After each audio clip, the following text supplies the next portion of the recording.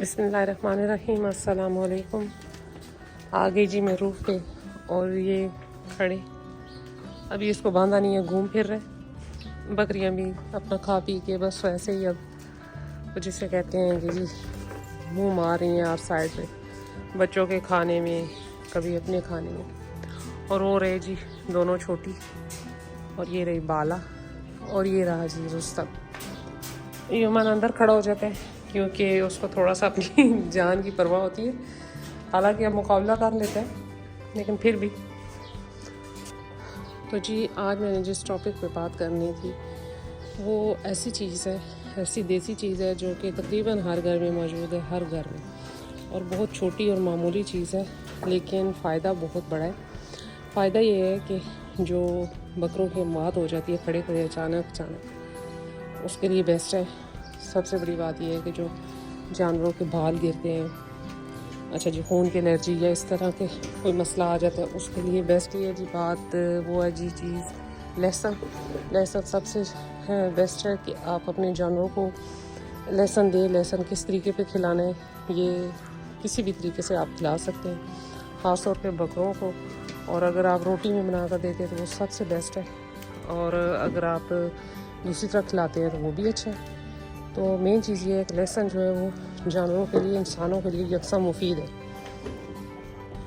लहसुन से एक तो ये फ़ायदा होता है कि जी उनका जानवरों का खून पतला होता है और जिससे हार्ट अटैक और इस तरह के मसले मसाइल नहीं होते। नंबर 2 पे बात है कि जी बाज़ दफ़ा एलर्जी से बाल गिरना शुरू हो जाते हैं, झड़ना शुरू हो जाते हैं बकरियों के, बकरों के, तो ये एलर्जी के लिए भी बेस्ट है।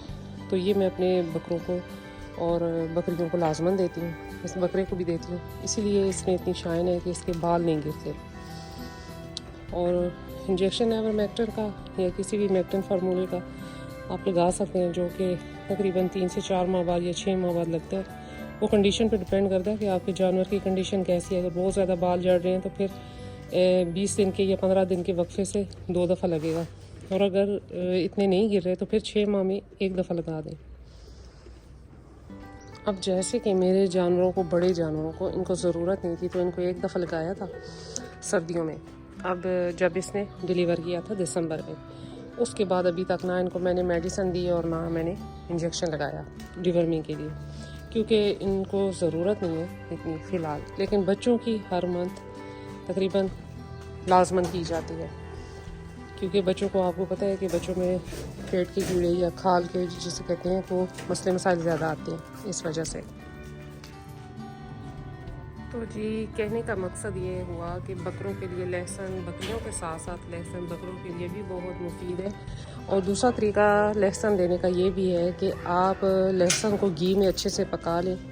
जब घी में लहसुन जल जाए, जितना आप बकरे को देते हैं डेली की बुनियाद पे एक बड़े बकरे को घी, उसमें जब लहसुन अच्छे से जल जाए तो वो घी जो है वो गंदम पे डाल के आप दे दें, विद वही लहसुन जो जला हुआ है वो भी साथ ही दे दें, कोई इशू नहीं है। हफ्ते में 1 दफ़ा 2 दफ़ा लाजमन दे दें लहसुन।